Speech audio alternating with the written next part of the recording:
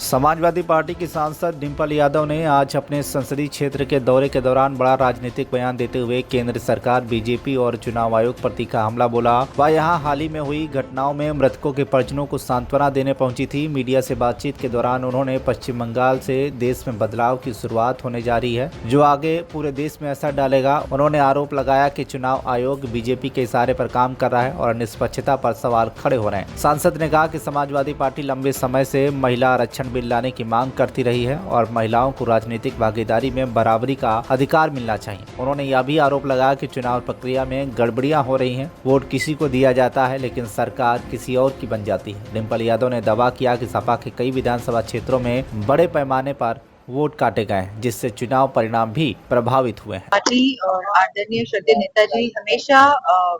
महिला आरक्षण के पक्षधर रहे हैं और उत्तर प्रदेश में जिला पंचायत में जो आरक्षण लागू किया गया था, पहली बार उत्तर प्रदेश सरकार ने आदरणीय श्रद्धेय नेताजी ने लागू किया था। हम चाहते हैं कि महिला आरक्षण बिल आए और इसी के साथ समाजवादी पार्टी यही चाहती है कि अगर आरक्षण आ रहा है महिलाओं के लिए और बिना कास्ट सेंसस के आ रहा है क्योंकि आरक्षण, लेकिन हमारी ये मांग है कि आरक्षण में भी हमारी पिछड़ी महिलाओं को,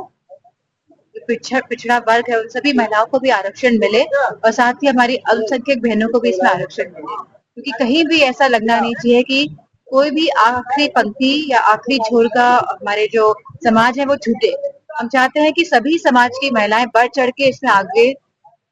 आए, जिससे कि उनका समाज भी मजबूत हो और सही मायने में आरक्षण महिलाओं को जो देने का जो प्रक्रिया है वो पूरी तरह से हम चाहते हैं फलित हो। जब बंगाल का चुनाव हो रहा है, ममता बनर्जी सीएम है वहाँ की, और उन्होंने बड़ा आरोप लगाया बीजेपी चुनाव आयोग के से मिलकर उनका सदस्यता रद्द करने की कोशिश कर रही थी। बड़ा लगातार इधर देखा गया है कि चुनाव आयोग पर आरोप लगाए जा रहे हैं, क्योंकि चुनाव आयोग खुद ही भारतीय जनता पार्टी और सरकार की छत्र छाया में, क्योंकि चुनाव आयोग को चुनने की जो प्रक्रिया है, जहाँ पे लीडर ऑफ ऑपोजिशन प्लस एक हमारे चीफ जस्टिस ऑफ इंडिया होते हैं और प्लस हमारे प्रधानमंत्री होते हैं, तो इसमें जहाँ दो एक प्रधानमंत्री और एक मिनिस्टर कैबिनेट के हैं और थर्ड है लीडर ऑपोजिशन की राय ली जाती है। लेकिन अगर दो लोग अगर चुनाव आयोग को चूज कर रहे हैं और वो दोनों ही अगर भारतीय जनता पार्टी के लोग हैं, तो बताइए चुनाव आयोग का जो सिलेक्शन है वो कैसे हम मान ले कि सही ढंग से हो रहा है। ऊपर से जो छत्र छाया दी गई है, जहाँ पे ये विधेयक लाके ये बिल पास कराया गया है संसद में कि हम चुनाव आयोग पे कोई भी प्रश्न चिन्ह नहीं उठा सकते, कोई कार्रवाई नहीं हो सकती। क्यों नहीं हो सकती कार्रवाई? क्यों इस तरह का विधेयक लेके आए? तो ये अपने आप पर दर्शाता है कि भारतीय जनता पार्टी की जो नीयत है इसमें खोट है और कहीं ना कहीं चुनाव आयोग के माध्यम से चुनाव की जो प्रक्रिया है, जो पूरे देश में होनी चाहिए बिना किसी पक्षपात के, सही ढंग से, उसमें कहीं ना कहीं क्षति पहुंचाने का लगातार कोशिश प्रयास कर रहे हैं। और क्योंकि अब उत्तर प्रदेश में जो ये पूरे उत्तर प्रदेश के लोग हैं इस बात से जागरूक है कि किस तरह चुनाव आयोग, किस तरह सरकार लगातार चाहती है कि लोग जिसको वोट करे उसकी सरकार ना बने और किसी और की सरकार बने, जिस तरह से भारतीय जनता पार्टी की सरकार बनी है अभी, जहाँ हमारे आसपास के न जाने कितने हमारे जो सांसद थे जो चुनने वाले थे उनको 2-2, 3-3 हजार वोट से हराया है। लेकिन बंगाल की लोग भी इस बात के तैयार है कि ममता बनर्जी वहाँ पे मुख्यमंत्री बनने जा रही है और उत्तर प्रदेश भी विकास के लिए और